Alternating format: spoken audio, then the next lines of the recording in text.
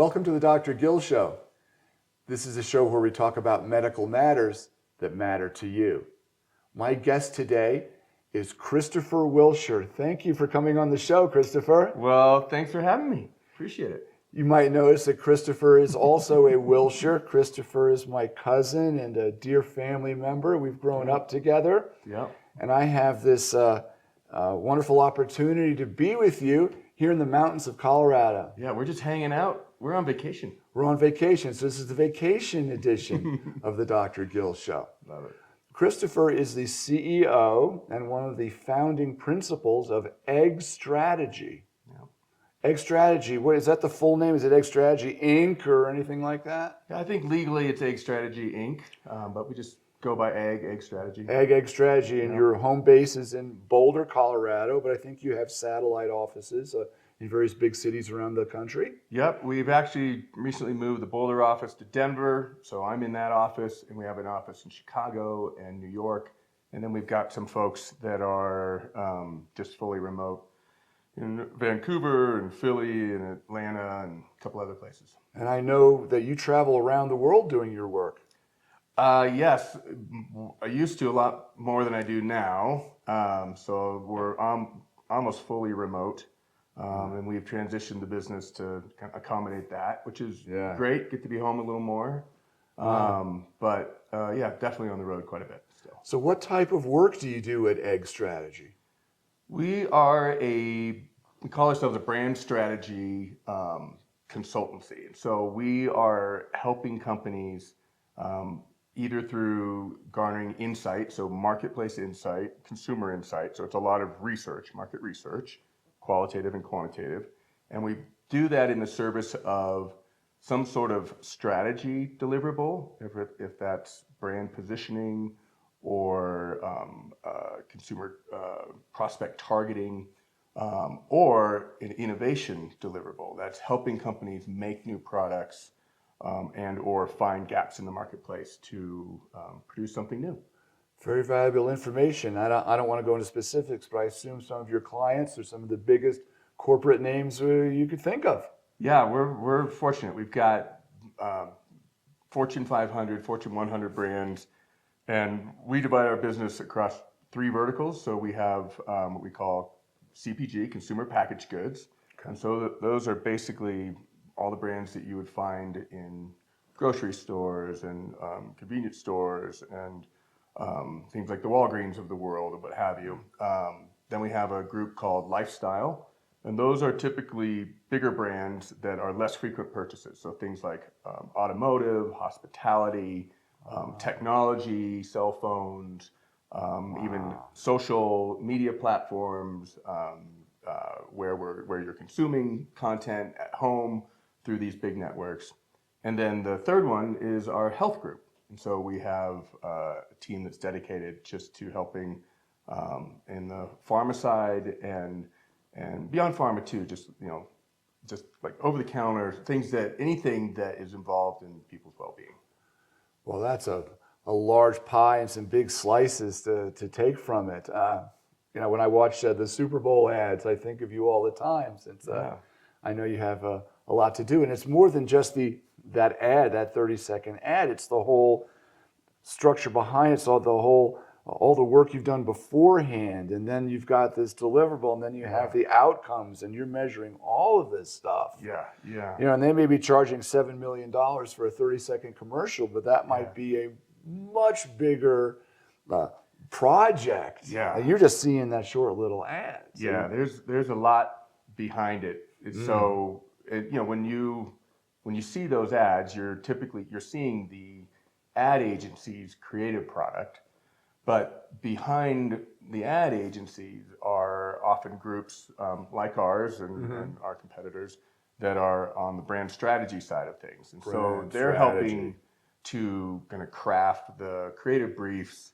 And even when I say that, the kind of the strategic component of the creative brief. So our company, we're not involved in the creation of a clever ad, but we are helping companies identify, here's who we should talk to, here's what's most relevant about your brand, here's a compelling message that we know through research and strategy is going to be on target. And so then you give that to an agency and they wrap it in. And they run with that. Way. Yeah. Now, our audience might be thinking, what am I... Yes. Why am I talking to a brand strategy person? Yeah. Well, you alluded to it earlier when you said that 1/3 of the work you do has to do with health and health products. And I know some of that involves pharmaceuticals. Yeah. And we're talking about some of the largest names in pharmaceuticals. And that's what I wanted to kind of unpack and drill down into in this interview.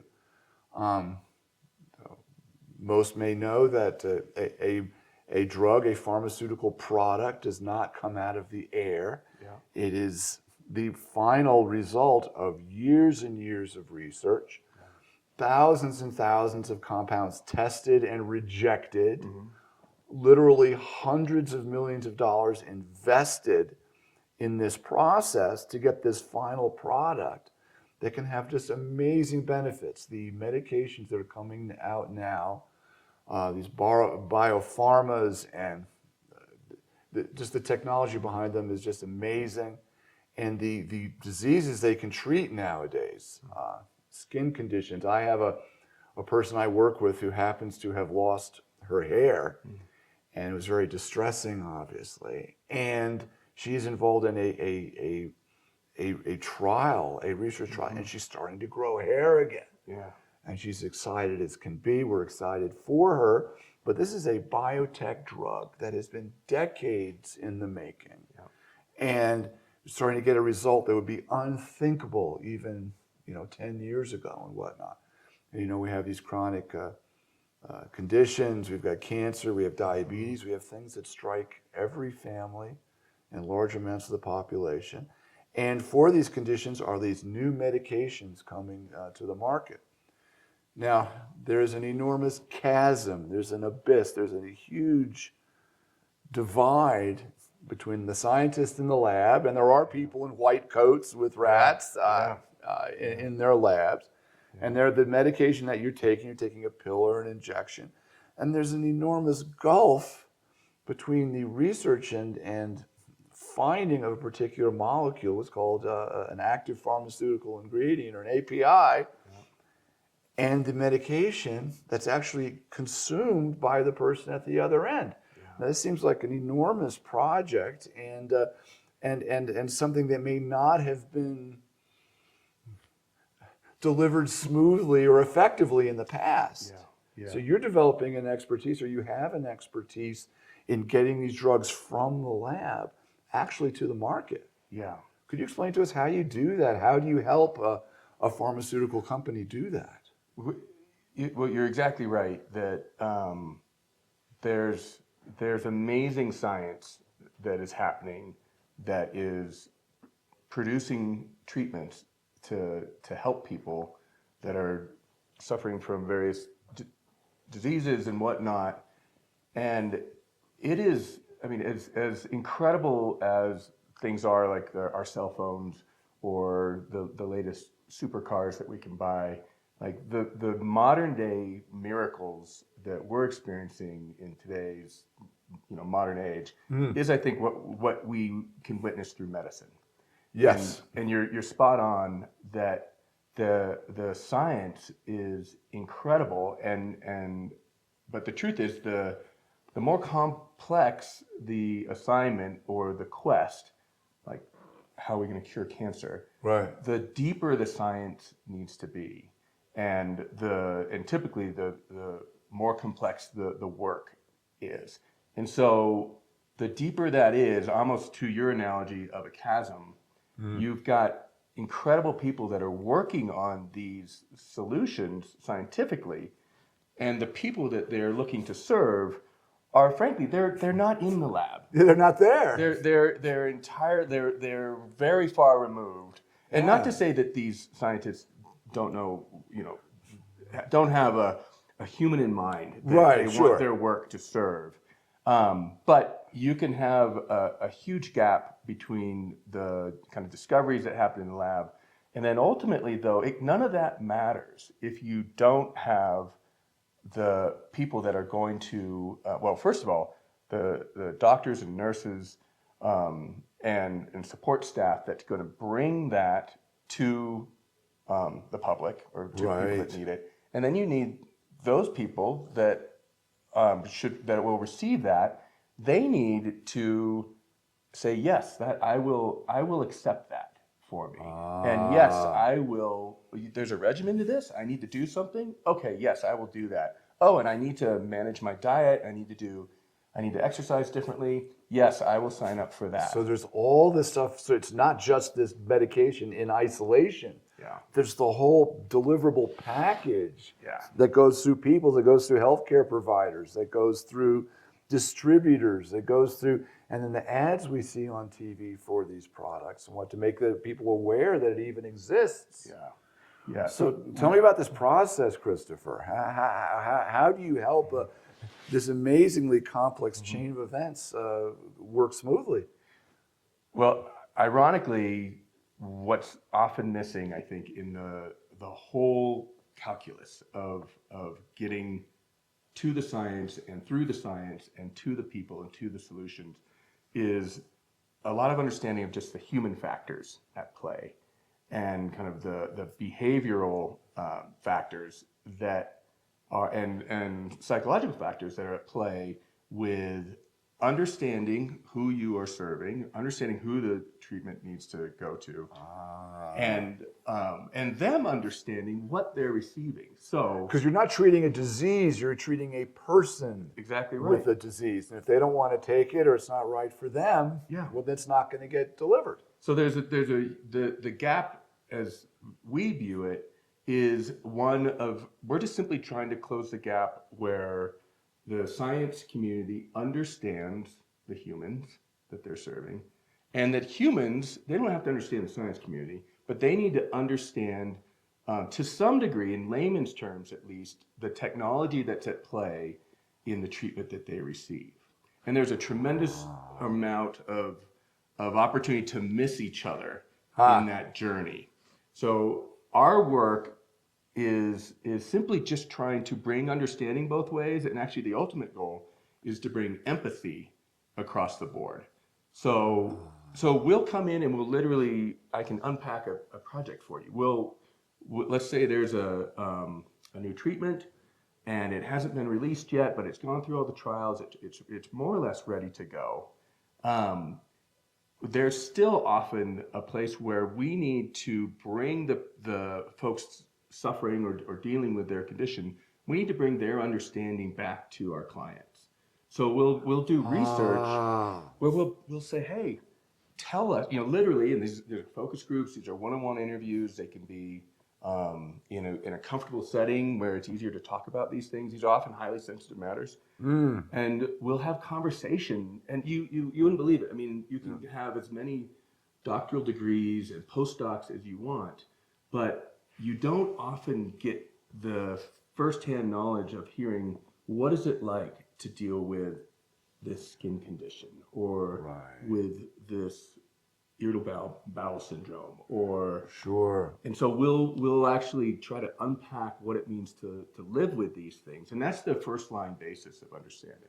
Yeah, I've noticed in the skin condition commercials, it's taking off the robe in a bathing suit and getting in the pool. Sure. That is an enormous hurdle, and it's a cause of embarrassment or whatnot. Yeah. And the person in the lab isn't necessarily thinking about that. Sure. They're thinking about the lesion under a microscope. Yeah. Yet the big deal is when you take your robe off and get in the pool. That's exactly it. And somebody the empathy had to say, hey, in this commercial, and we're not involved in advertising for everything. It can sometimes just be the market research, but you're right. Somebody had to say it's not actually even about the lesion. It's about the embarrassment that comes with it. Exactly. It's about the social shame that's involved. And so, and somebody probably in a research context said, describe for me what would be the ultimate victory for you. And I'm guessing somebody get said, in the pool. I'm taking off my robe. I'm putting myself out there, and I'm confident, and I'm not embarrassed. Or there's my hair. I'm combing my hair now. Yeah. Right. So the empathy, that word empathy, really is striking. You wouldn't think of that in scientific term or some cold advertising commercial there, but empathy, I think, is the crucial emotion here, or thought in making this work. So tell me more. Yeah, well, it works kind of the other way too, in that there's, depending on kind of what this treatment is and how it's delivered, there's a lot of learning that can happen through, again, dialogue with the end user. So for example, let's just say, there's some sort of condition that has a topical treatment. Okay, And so you put on the skin. You need to put something on skin. And if the R&D and the scientists didn't have the benefit of any outside learning from the consumer, they'll just say, what is the most effective? What is the most, what do I need to do to deliver this solution in the way that where I will get the effect that I need? I will get the result. Okay. And that's the right thing to say. Right. But there's a ton of different ways that you can go down that path. So hypothetically, you could say, well, the lab may say, we're going to deliver this through an ointment. And it's an ointment that, we know this is going to be, has a steroid in it. And we know that we need this kind of coverage for so long. Right. And they know the numbers for the delivery. Yeah. And they don't care that it's an ointment. That's right. So however, if you talk to a consumer about that, you put it in a spectrum of not assuming that there's only one way to do this. So you could say, hey, what if I could give you an ointment for this? What if I could give you a cream? What if I could give you kind of like a deodorant roll-on type mechanism for this? Or what if we just got rid of, what if you said you're done, let's say you've been dealing with this for a long time, you're done with topicals and you're just really hungry for something that you can ingest. And then talk to me about the difference of those things. And you get a tremendous amount of learning back, because it also reveals not only how they want to receive it, but how they believe the efficacy works, depending on what you give. So in this example, sometimes the issue with the topical is that none of us, and I'm not a doctor, I'm not a scientist, we just have these beliefs. Okay. I don't believe that medicine can actually be effective as it's on the outside of my body. How could that work? I mean, I put sunscreen on my body, I put, cologne, I put deodorant. Right. But I need treatment here. And so, how could this possibly work unless it's an injection or a pill, right? But the truth is, it actually can be effective. And so these are examples of breaking through to a better understanding of what the consumer believes can work. And it doesn't mean consumers can choose the delivery system. Right. But it can be better, like the ointment. Like, people may not like an ointment, but a cream might in fact be much more acceptable. It rubs in, there's no more sticky, you can put on your clothing. Sure. And it may not make that much difference, but it's going to be much more acceptable. Yeah, exactly right. To the end user. So there's something as small as that. To the scientists, they don't care about this ointment or cream. Yeah. It may make all the difference in the actual delivery and the actual use of the medicine, the popularity of it. And obviously we want all companies to be prosperous and make a fair profit. And obviously we want their products to be successful. Obviously that's why they're coming to you in part. But that's honestly just one slice of it, which is how we're going to deliver it. Then you've got, and these are things that we help, pharma companies think about. Then there's, how do we actually explain what the science that we're doing in somebody's body so that it is persuasive and compelling. And and not to get too controversial, I don't want to go too deep into this, but the coronavirus vaccine, because it was a new technology and maybe not tested as long as the first vaccines hundreds and hundreds of years ago, is a different technology. And I'm not going to say whether it was safer or not. I'm not going to, because it's a thorny place to go. But the fact that it was a new technology and perhaps not explained as well as it could have been, or in fact didn't have a long enough track record, greatly affected its acceptance, didn't it? Yeah. So let's leave it at that for that particular topic. Well, but it has to be accepted, and they have to understand the technology, maybe the backstory a little bit. And it has to be true, of course. Like when we're explaining how something works, it has to be completely true. And then the common tension that you have to balance is how much actual scientific explanation can we give that laymen will understand? Because people aren't dumb, they want to know. They want to know. They can typically understand more than you give them credit for. Right. And in this day and age, advertising marketing typically goes to the lowest common denominator. There's some pretty dumb shit out there. Right. So, sure. And so, I mean, we believe that actually you respect somebody's intelligence, and they will respect what you're trying to sell them because you believe that they can understand it. Sure. But you've got to still think about how deep the science goes in this topic. Like you can really only go so far. And so what is the right amount of explanation to give so that somebody is persuaded that, okay, this is working on the right parts of my body? That must be difficult to unpack and discern for the advertising the strategy. It is, and it comes then from conversation. It's why some of our work is we'll, imagine like a focus group, we'll say, okay, hey everybody, everybody in this room is challenged by X condition, whatever it is. Okay. There's a new treatment here, and I can explain it in one of three ways. And let me read these to you. And it'll just maybe it's a short paragraph. It's like, this treatment works by addressing the such and such issues, at a cellular level, and helping them, blah, blah, blah, whatever it does. You're like, okay, what did you hear me say? And you hear it back. Oh, it sounds like you're working on it this way. Okay, let me read this one to you, and let me read this one to you.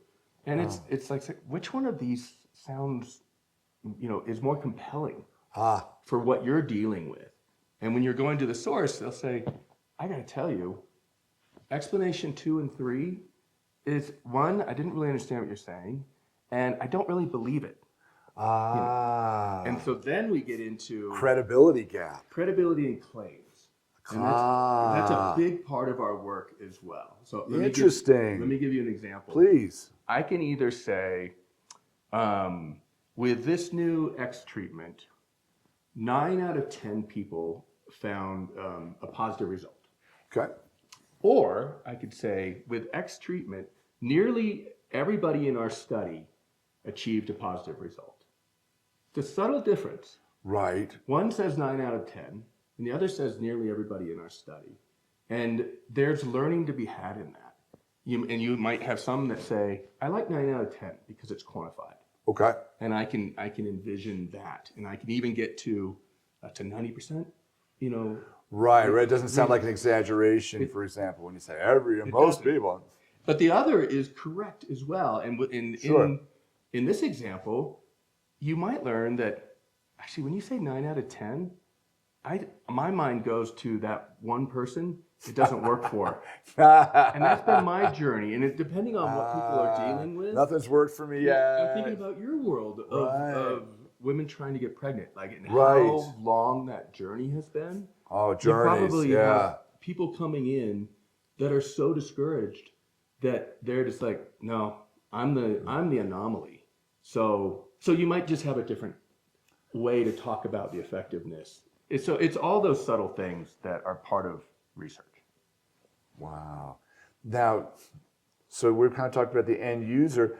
Can you bring me back to the help you'll give a company when a drug or a product is nearing the end of research? It's looking like, hey, this pipeline candidate is going to emerge. Where do you help them there? Back to the journey. The journey sort of work, and we call it journey work. Where we are helping map out, and you can envision these awesome infographic. We're literally, designing visual posters for our clients so that they can visualize. This is when somebody is first, even before they're diagnosed.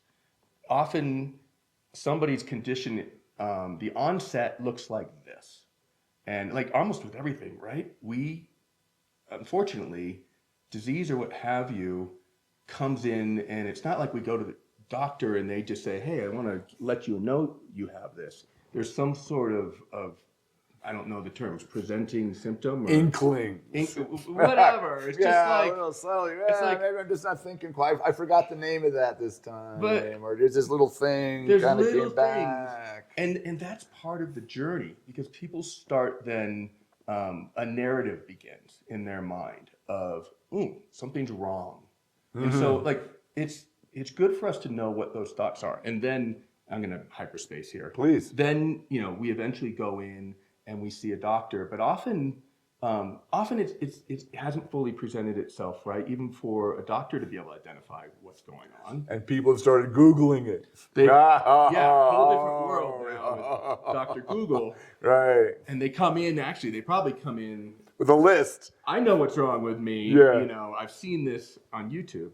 But all to say, then there's a journey to getting to an actual diagnosis, and then there's diagnosis, and then there's options for treatment, and then there's often it can be a spectrum of things that can be chosen, whatever these treatments are, and we often there's like a sub journey within that where a lot of folks are cycling through different types of prescription till they get the right one, right?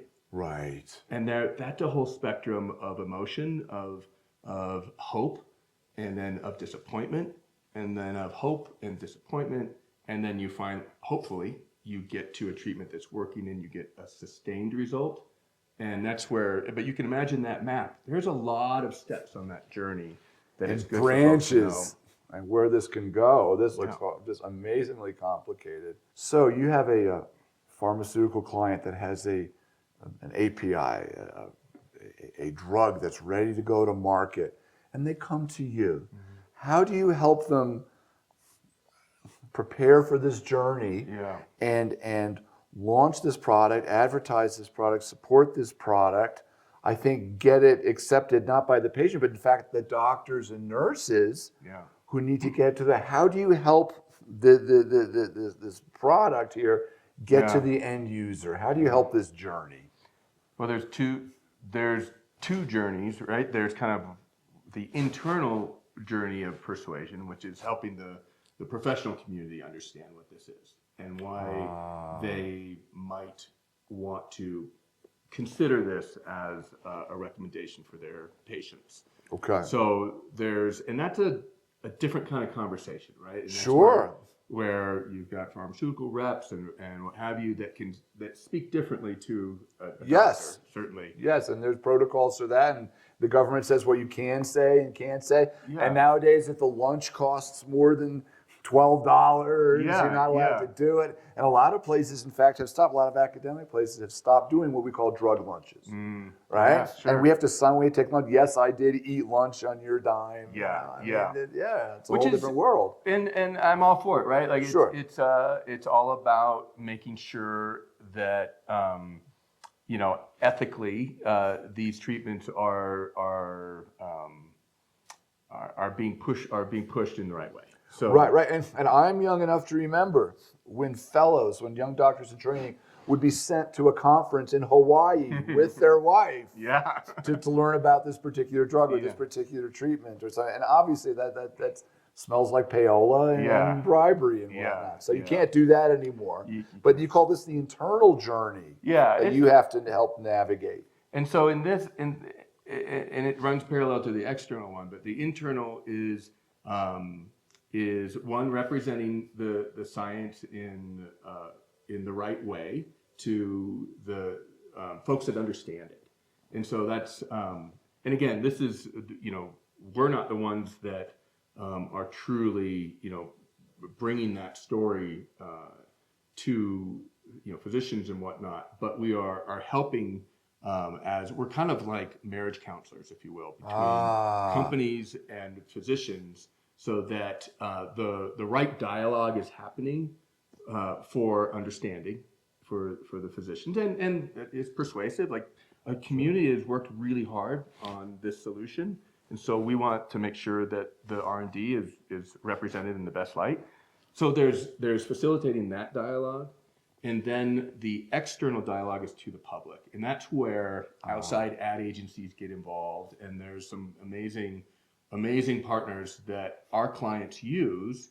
But even there, we are acting as essentially like the consumer advocate who is representing their journey and the truth that we've uncovered about this, about the potential relationship to this treatment. And just want to make sure that that's represented in the creative work that is produced. So agencies will do their thing and they'll produce a body of work, and then we're often invited back in to explore how is that work being received. Kind of back to you hypothesized the woman diving into the pool. Right. Like that probably was one commercial option among a dozen. Among many. And somebody needed to identify, hey, that woman diving in the pool, that expression of freedom, I'm just riffing on that. Sure. Like, that was powerful. People Very connected powerful. with that. Even I, who don't have a skin condition, a serious one. So like we might, in this case, we'll explore, I mean, almost every campaign will have its merits, some fall over. But in that case, we might say, wow, the confidence that spot inspired, I think is really powerful. And so we suggest you go that direction. And do they ever come to you with a stinker? They've put in some work, Absolutely. and there's a stinker. And we don't, and that's our job is easy, to be totally honest, because in a focus group setting or what have you, people will tell you if they think work is bad. Yeah. And so you'll get plenty of like, that's the worst thing I've ever seen in my life, or I'm deeply offended, Right. So especially in this space in health, companies are trying to represent the people that are challenged by a condition, and that's a tricky thing to do. And I'll share something with you. I'm seeing ads for HIV medications. Well, obviously, there's certain populations that are more prone to have HIV. People who've had transfusions, or homosexual brothers and sisters. And I remember the first HIV pill medication commercial where it showed two guys kissing. It was like, whoa, that's new. And it was really quick. Yep. But you couldn't have done that maybe 10 years ago and whatnot. So clearly they realized where they could dip their toe in the water there just briefly, Sure. so that the people who need the medicine get the image, but you're not upsetting somebody else, right? Yeah. What a fine line to navigate. Yeah. Well, now we're getting into a more macro space where everything that is bought or sold is happening in a cultural context, a larger cultural context, Right. a larger socio-political context. And so then you realize like, hey, this is not just a blank sheet that we're having this dialogue on. There are beliefs, and there are biases, and there are prejudices And or what cultural have you. norms of acceptance that Yep. you want to respect, Yep. yet you want the people to get the medicines. Yeah. What Complicated. Very complicated. So. And I'm sure there was all kinds of back work done before that commercial got cut with that quarter-second clip That's right. Yeah. that I was talking about. Yeah.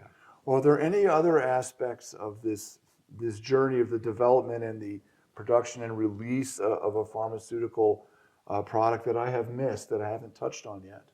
No, I mean, I think that's it. The overarching